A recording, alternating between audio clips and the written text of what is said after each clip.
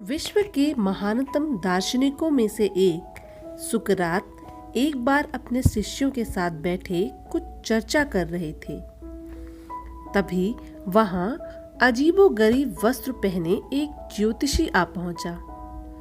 वह सबका ध्यान अपनी ओर आकर्षित करते हुए बोला, मैं ज्ञानी हूं। मैं किसी का भी चेहरा देखकर उसका चरित्र बता सकता हूं। बताओ, तुम में से कौन मेरी इस विद्या को परखना चाहेगा? शिष्य सुकरात की तरफ देखने लगे। सुकरात ने उस ज्योतिषी से अपने बारे में बताने को कहा। वह ज्योतिषी उन्हें ध्यान से देखने लगा। सुकरात बहुत बड़े ज्ञानी तो थे ही, पर वह देखने में बिल्कुल सामान्य थे। बल्कि उन्हें कुरूप कहना कोई अतिशयोक्ति न होगी।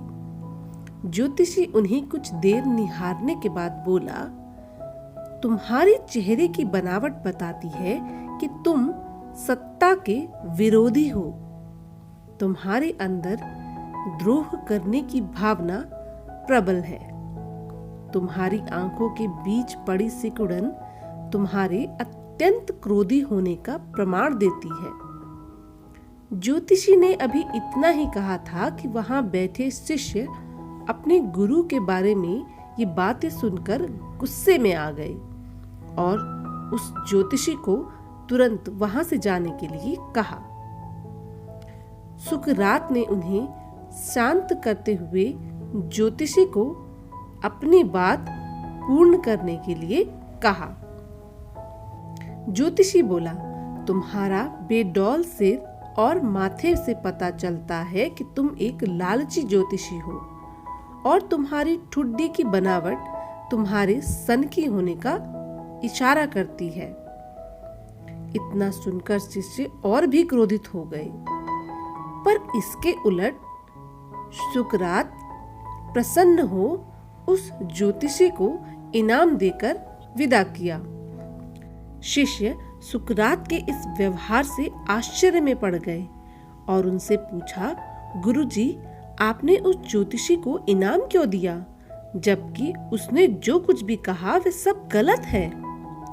नहीं पुत्रों, ज्योतिषी ने जो कुछ भी कहा वो सब सच है। उसके बताए सारे दोष मुझ में हैं। मुझ में लालच है, क्रोध है और उसने जो कुछ भी कहा वह सब है। पर वह एक बात बहुत जरूरी बताना भूल गया।